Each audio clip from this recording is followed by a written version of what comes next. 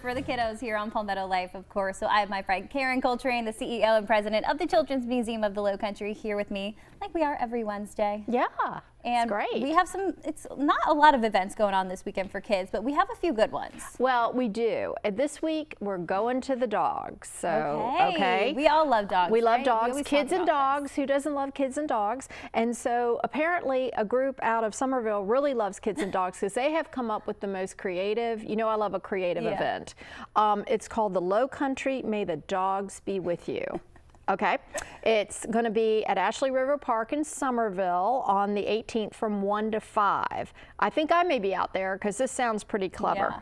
It's billed as a child and dog friendly event with Star Wars character appearances, adoptable dogs, food trucks, a dog activity area including a lure course, and local vendors and dog businesses. Oh, that's so cute. So kids and dogs, you know, some of our favorite things. And Star Wars, people love that too. People love Star Wars too. So I thought the Lowcountry May the Dogs Be With You. Come on, that's cute. That is really right. Cute. That's cute. So, and happening in May, I get it. I see where they're going with that. Yeah. May the dogs be with you. So, like you said, it isn't a super busy agenda this weekend. Yeah. I think everybody's taking a breath from Mother's Day graduations and all the April things that have been going on. But so I keep like this list of things to mention when there isn't a ton going on. And one of them, since I was thinking about pets, dogs, I thought let's talk about the animal forest at Charlestown Landing. Cool. It's a 22-acre zoo, if people don't know about this, that replicates the natural habitat of animals that the first English settlers who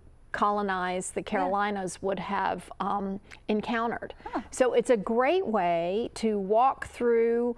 The kids will be engaged because it's animals, but it's also a way to start to introduce history, and particularly the history of our region, which is interesting and relevant. So it's about a 3/4 mile trail. So just warn folks up front with little ones that, you know, you may need something to help them finish up, or bring sneakers, all of that. So that's good.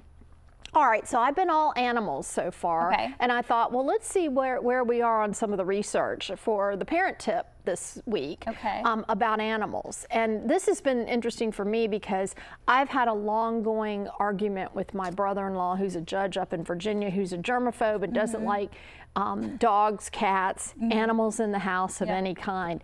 And my niece and nephew were growing up in this dogless, catless, petless household, and my sister really wanted them, and I kept showing him research that he finally relented and got a dog. Now the kids have grown, they're out of college. My sister still happily has the dog, but at any rate, there is so much research out there that I wanted to incorporate it in. And kind of say there are 4 areas where children's development actually really advances as a result of having pets, or at least being exposed to animals. Don't have to necessarily have them in the house if you can't do that.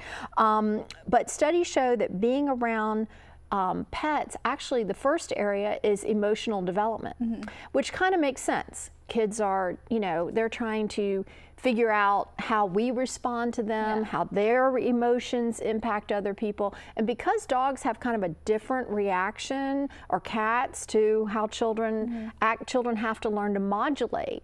And that actually helps them in all of trying to adjust to who they're dealing with. So it's actually kind of helpful on the emotional development side. The second area of child development that benefits is social skills. And you might think, well, really, because, you know, social is people. But children have to learn to communicate like they do in emotional ways differently than they do. And so that actually helps them improve their own communication skills. Now, the third area may surprise people, but I especially want to give a shout out to the parents of daughters in this one, that actually being the presence of animals can improve cognitive skills. So how does that work, and why am I signaling out girl moms?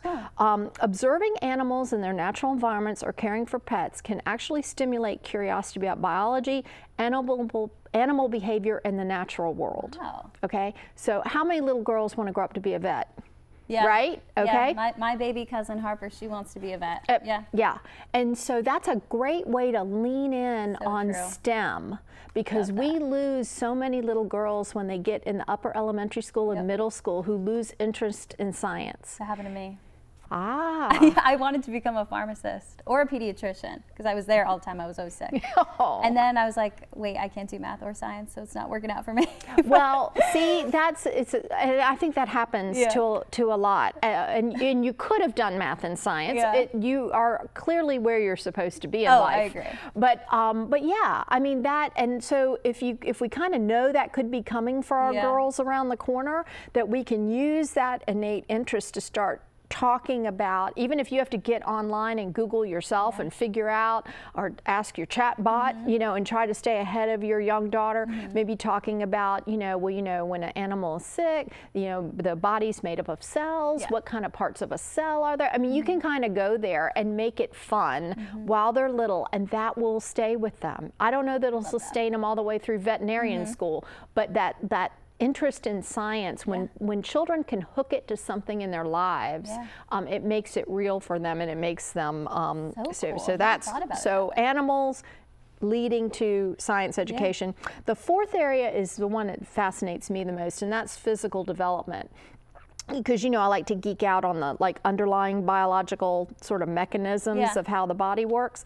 The study suggests that children who have pets or engage in animals with animals regularly have lower stress levels, which of course is always helpful for development, because we know that when children have high stress or high cortisol coursing through their bodies, that it can actually impact brain development. I mean, that we see that with children who are in intense poverty and don't come out of it, and that we see those kinds of development. So this is, besides the physical activity of walking a dog or cleaning the cat pan, the latest research is finding that children who interact with pets have a more robust immune system and reduced risk of allergic diseases.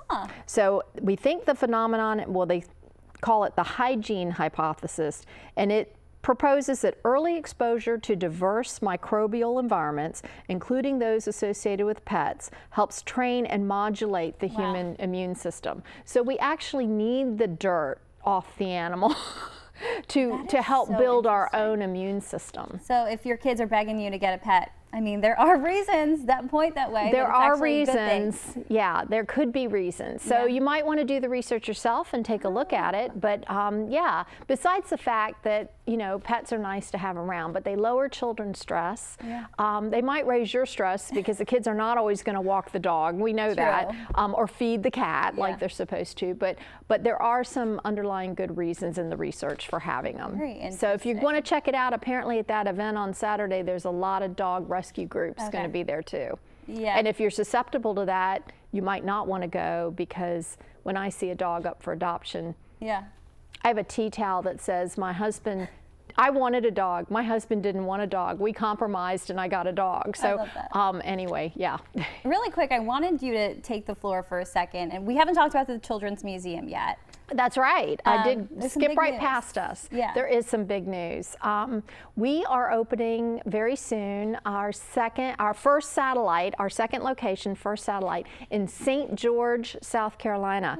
Not Georgetown, St. George. So on the way out towards I-95 in far reaches of Dorchester County. And we are so excited because it's the first time a Rosenwald school that the state has put a lot of money in to renovate. It's a beautiful facility. Is going to be have an adaptive reuse as a children's museum anywhere in the country. So it's our first location. We're very proud because it's a service satellite. We are serving families out there that don't typically have academic enrichment. So we hope to open more locations, get closer to everyone. We're the Children's Museum of Lowcountry. We want to serve the Lowcountry, but we're very excited that this is our first time. So I hope you'll get to come out and see it. Yes, no, congratulations. This is so great for everybody in Dorchester County, and I know hopefully we'll have more in every neck of the woods. Great. Karen, thank you so much. Thank you. I appreciate it.